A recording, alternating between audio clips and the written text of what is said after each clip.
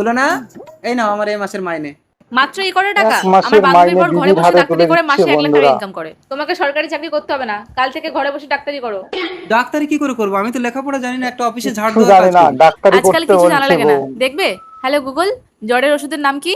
এই দেখো, এই তো প্যারাসিটামল। গুগল ওই থেকে দেখি জেনে দেখি। নিল হ্যালো সব গুগল, কিছু। চুলকানির ওষুধের নাম কি? দেখাতে কি লিখেছে। সেরিটিজিন, ঠিকই তো আছে। হলো না? তাহলে এক কাজ করি, আজই একটা লোক ধরে আমার ডাক্তারের প্রচার করে কাল থেকে ডাক্তারি করবো। একদম। দারুণ ডাক্তার সুখবর! চেম্বার খুলে দিল। গ্যারান্টি সহকারে যে কোনো রোগের সুচিকিৎসা করা হয় মাত্র 1000 টাকায়। রোগ না সারলে 10,000 টাকা পর্যন্ত ফাইন। সুখবর, সুখবর, সুখবর। রোগ না সারলে 10,000 টাকা ফাইন। এ ভাই 1000 টাকা ধার 10,000 দিবি? টাকা না না, তুমি free। দেবো না। আরে শোন, 1000 টাকা দিলে আমি 10,000 টাকা আনবো। কি করে? এই তো তাই প্ল্যান। চল দেবো, চল। এইবার তোমাকে পুরো ডাক্তার লাগছে। লাগছে তো? স্যার বাইরে একজন পেশেন্ট ডাক্তার বানিয়ে দিয়েছে এবার কি হয়েছে? সুন্দর করে। ডাক্তারবাবু হাত উঁচু করে হাই তুলতে গিয়ে আর হাত নামাতে পারছে না। হয়ে যাবে, 1000 টাকা ফিস লাগবে। আর যদি না হয়? না হলে 10,000 টাকা ফাইন দেবো। দাও টাকা দাও। 10,000 টাকা ফেরত দেবে। বলো না, ফোনটা দাও তো। হ্যালো গুগল, হাই তুলতে গিয়ে হাত উঁচু হয়ে গেলে কি করতে হবে? দেখো তো পুরো না কি লিখেছে, আমি তো পড়তে পারি না। প্যান খুলে ল্যাংটা করে রাস্তায় হাঁটালে হাত নামিয়ে ঢাকা দিতে বাধ্য হবে। কম্পাউন্ডার ধরো। দারুণ। এই না, একদম প্যান খুলবে না। দেখেছো, ঠিক হয়ে গেছে। ডাক্তার বাবু আমার টাকাটা? কি বল? রোগ ভালো হচ্ছে কি টাকা দাও। এই তুমি তাহলে পেশেন্ট দেখো, আমি আসছি। ঠিক আছে ফুলো না, নেক্সট। এই তো নেক্সট পেশেন্ট চলে এসেছে এক্ষুনি টেস্ট করে সব দিচ্ছি। টেস্ট ফুলো না, করার জন্য। এদিকে একটু এসো তো। বলো। এটা একটু টেস্ট করে দেখো। একটু একটু নোনা মতো, কি এটা? নোনা? এই না, তোমার পেছাবের টেস্ট নোনা। পেচ্ছাপ। ফুলো না, ফুলো না, এই একদম আমার বউর গায়ে হাত দিবি না। আরে টাকা।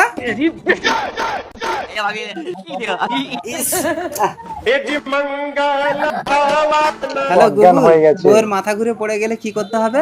সব দেখো তো কিছুই- কম্পাউন্ডার কি লেখা আছে।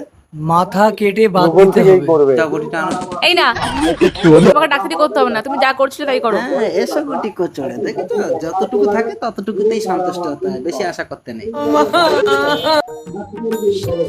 কাল রাতে ফুলসজ্জা হয়েছে বলে তুমি লজ্জা পাচ্ছ মাটিয়া? কাল রাতে দেখবে এসো। ফুলসজ্জা হয়েছে সায়নে। দেখো আমি গৃহলক্ষ্মী স্থাপন করেছি, আমাকে সিঁদুর গৃহলক্ষ্মী পরিয়ে দাও। বানিয়েছে। হ্যালো, আগের গার্লফ্রেন্ড হ্যাঁ, ফোন প্রেমা, করে বলো। দিয়েছে। তুমি আমার সাথে প্রেম করে সবকিছু করে এখন মাটিয়াকে বিয়ে করেছো? সরি প্রেমা, আসলে মাটিয়ার কেউ নেই তাই। তুমি জানো আমি প্রেগনেন্ট বলে বাড়ির লোক আমাকে ঘর থেকে বের করে দিয়েছে। আমি এখানে একা Pregnant একটা তাই মেয়ে ঘর ঘর থেকে ভাড়া নিয়েছি, তাড়িয়ে আমার কি দিয়েছে। হবে? ক্লিয়ার করে দাও না, এখনো তো 1 মাস হয়নি। তুমি এক্ষুনি এসে আমার ভাড়া বাড়ি ছাদের উপরে দেখা করো। কে ফোন করেছিল? ও কেউ না, তাহলে সিঁদুরটা পরিয়ে দাও। আমি একটু আসছি। এ তো অমঙ্গল, যেও না মনীষ। আরে কি করছো, বাঁধছো কেন? একটা নিষ্পাপ শিশুকে তো আমরাই এনেছি, তাই আমরা ক্লিয়ার হয়ে গেলে ও ক্লিয়ার হয়ে যাবে। আচ্ছা ঠিক আছে, জন্মের পর তোমার এই বাচ্চা আমি নিয়ে লাঠি নেবো। দুটোই আমার মরে বাচ্চা যাবে মানে ও তোমার একসঙ্গে। বাচ্চা না।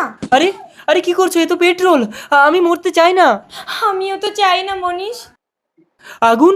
না না না না। 50 বছর পর। এখনো আসছে এখন না বুড়ি কেন? হয়ে আমাকে গেছে সিঁদুরটা মাটিয়া। পরিয়ে দেবে। মা, তুমি 50 বছর ধরে এখনো বাবার অপেক্ষায় আছো? না রে রতন, তোর বাবা এসে আমার সিঁথিতে সিঁদুর দিলে তবেই আমি মরবো। তুমি ঠাকুর ঘরে চলো মা।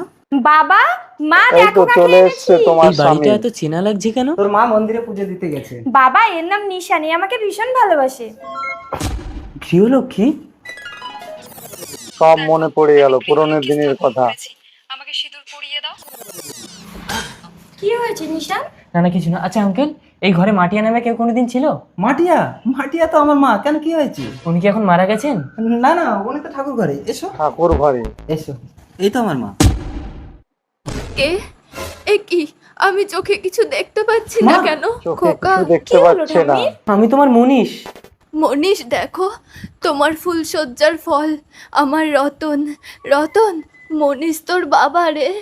বাবা? এসব কি মনীষ হচ্ছে, আমাকে বাবা। কেউ বলবে? আমি বলছি, বাবা? সাধনায় সিদ্ধিলাভ করে আমি জানতে পেরেছি তোরা আগের জন্মে দুজন দুজনকে ভালোবেসে গায়ে আগুন লাগিয়ে মরেছিলি। তারপর প্রেমা জন্ম নিল রতনের ঘরে, আর তুই জন্ম নিলি আমার ঘরে। তার মানে তুমি আমার আগের জন্মের মনীষ।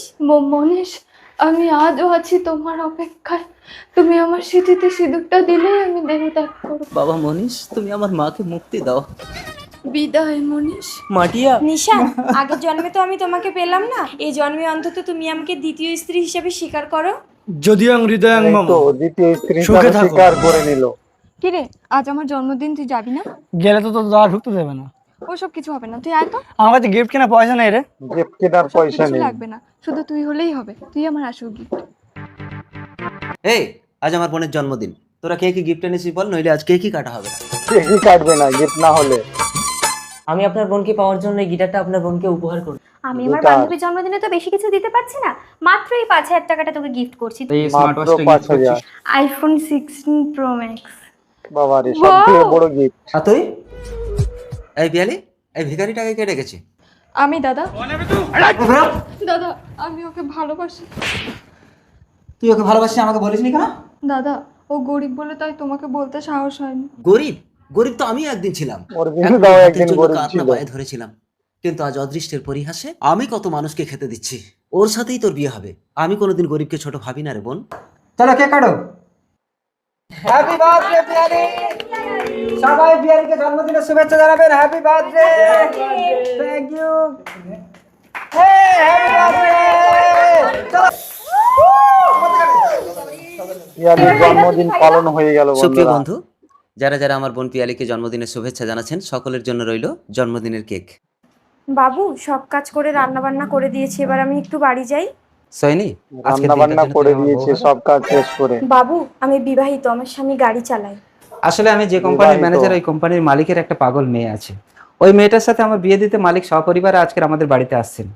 তুমি যদি আজ আমার বউ সেজে ওনাদের একটু আপ্যায়ন করতে পারতে, তাহলে ওই পাগল মেয়েটাকে আমাকে বিয়ে করতে হতো না। কিন্তু কোনো কিন্তু না, প্লিজ আজ আমাকে একটু বাঁচাও সৈনি। ওই ওনারা এসে গেছেন, তুমি তাড়াতাড়ি একটা ভালো শাড়ি পরে নাও। কই গো, মেয়েকে নিয়ে বেরিয়ে এসো। বাবা বাবা আমি বিয়ে এই তো করতে যাব, পাগলি আমাকে মেয়ে। কোলে নাও। ঐশী, বিয়ে করতে এসে কেউ কোলে ওঠে? তুমি মেয়েটাকে কাঁদাচ্ছ কেন? কোলে নাও না। আচ্ছা ঠিক আছে, আয়। ইয়ে চলো। আমার বাবা। স্যার আসুন। বাবা এই ছেলেটা আমার বর হবে? ঐশী, হ্যাঁ সৈনি বলো। বলছি আজ একটু যেতে দেরি হবে, বাবুর বাড়ি কাজ আছে। আচ্ছা ঠিক আছে, আমি বাড়ি গিয়ে ভাত রান্না করে খেয়ে নেবো। ও বাবা আমি তোমাকে বিয়ে করব। বাবাকে বিয়ে মেয়েটা আমার করবে। একটু পাগল আছে। চা। এটা কি? স্যার এতদিন আমি আপনাকে বলিনি আমি বিবাহিত, ওটা আমার স্ত্রী। তুমি জানো আরে। তোমাকে আমার একমাত্র মেয়ের জামাই করে আমার কোম্পানির মালিক করবো ভেবেছিলাম। এই আমাকে একটু চুলকে দাও না গো। না না, আমার স্বামী আমাকে ছাড়া কাউকে চুলকে দেবে না। এই ভেতরে এসো, আমাকে চুলকে দেবে। জানিস না ঐশী তো কোথায় চুল করছে, আমাকে বল, আমি চুলকে দিচ্ছি। ভেতরে। বাবু আমাকে ক্ষমা করবেন। না না সৈনি, তুমি দারুণ দারুণ করেছো। অভিনয়। নাহলে পাগল মেয়েটাকে বিয়ে করলে আমি পাগল হয়ে যেতাম। স্যার গাড়িতে আপনার ফোনটা ছিল। ও আচ্ছা, এই যে ম্যানেজার বউকে পরে চুলকাবে, একটু বাইরে এসো, আমরা চলে যাবো। হ্যাঁ স্যার বলুন। স্বামী? মানে আমি সৈনি তুমি এই বাড়িতে কাজ করো? বিশ্বাস করো স্বামী, বাবু ওই পাগল মেয়েটাকে বিয়ে করবে না বলে আমাকে বউয়ের অভিনয় করতে বলেছিল। আরে দূর পাগলি, আমি তোমাকে বিশ্বাস করি। দলিদং হিরণ পাস করে দিল। যাব আমি, পাগল হয়ে যাব। প্রচন্ড হারে গরম পড়েছে, ঘরে বাইরে কোথাও তিষ্ঠানো যাচ্ছে না। চলো ওই কাঁচের দোকানটার ভেতরে গিয়ে একটু এসির ঠান্ডা খেয়ে আসি। দাদা ভালো এসি ঠান্ডা খেতে এসছে বন্ধুরা। আসুন দাদা, বলুন আবার কি এসি নেবেন? কিনবে না। দাদা এই ফ্যানগুলো কেমন দাম আছে? আপনার কোনটা পছন্দ বলুন, দাম তার নিয়ে ভাবতে হবে না। আর এই ফ্রিজটা কেমন দাম দাদা? এটা ডাবল ডোর ফ্রিজ আছে, আপনাকে একদম হাফ দামে দিয়ে দেবো। এদিকে দেখুন সিঙ্গেল ডোর, একদম এগুলোর half দামও খুব দামে। একটা বেশি না। এই দাদাদের কোল্ড ড্রিঙ্কস দাও। আসুন দাদা cold drinks. Thank you thank you. দিদি ঠান্ডা নিন। এই দেখো, আমরা যে কিছু কেনাকাটা করবো না, এমনি এসি ঘরে ঠান্ডা খেতে এসে সেটা যেন না কেউ বুঝতে পারে। আমরা এমনি 1-2 ঘন্টা থেকে এটা ওটা দাম দর করে ওয়েট চলে করো যাবো। না, তোমাদেরকে লাস্টে লাথি কেউ মেরে বের attitude করে কম দেবে। করবে না একদম। দাদা সবাই কোল্ড ড্রিঙ্কস খেয়েছেন তো? হ্যাঁ। আচ্ছা ওই এসি গুলো কেমন দাম আছে দাদা? ওগুলো বিভিন্ন ব্র্যান্ডের আছে, আপনি বলুন কোনটা নেবেন, আমি দাম বলছি। আচ্ছা দাদা এই বড় টিভিটার কত দাম? আপনি তো সব জিনিসটার দাম শুনছেন, অ্যাকচুয়ালি আপনি নেবেন কি? সত্যি কথা বলতে আমরা কিছু নিতে আসিনি দাদা, প্রচন্ড গরম পড়েছে তাই একটু এসির ঠান্ডা খেতে এসেছি। যা যা, নিজের বাড়িতে এসে লাগিয়ে হাওয়া খাবি। নিজের বললাম বাড়িতে যে এসে ওনাকে লাগিয়ে ঠান্ডা হাঁকা করে হবে। দিয়েছে তো। দাঁড়ান দাঁড়ান দাঁড়ান, প্লিজ একটু দাঁড়ান। দাদা আমাকে একটু সামনে ছেড়ে দেবেন এটা প্রাইভেট গাড়ি। প্লিজ, দাদা একটু ছেড়ে দিন প্রাইভেট না। গাড়ি। ঠিক আছে পেছনে বসো। আচ্ছা দাদা আপনার ফোনটা একটু দেবেন, একটা কল করব। ঠিক আছে নিন। হ্যাঁ বস, হ্যাঁ 5 লাখ টাকা আমার ব্যাগেই আছে। 5 Disturb লাখ হচ্ছে? টাকা। দাদা আমার ব্যাগটা একটু রাখুন তো, নেটওয়ার্কের সমস্যা হচ্ছে, আমি একটু বাইরে গিয়ে কথা বলি। 5 লাখ? এই গাড়ি স্টার্ট করো। আমার ফোন? আরে তোর ফোনের ক টাকা দাম? ওই ব্যাগে 5 লাখ টাকা আছে, এই চলো। ঠিক আছে। আরে 5 লাখ। কিছু নেই। সব কিছু চলে নেই। গেল লুটে। কি রে ব্যাগে কোনো টাকা নেই? না এই গাড়ি ঘোরাও। ওরা আপনার টাকা কি তুমি আর পাবে নাকি?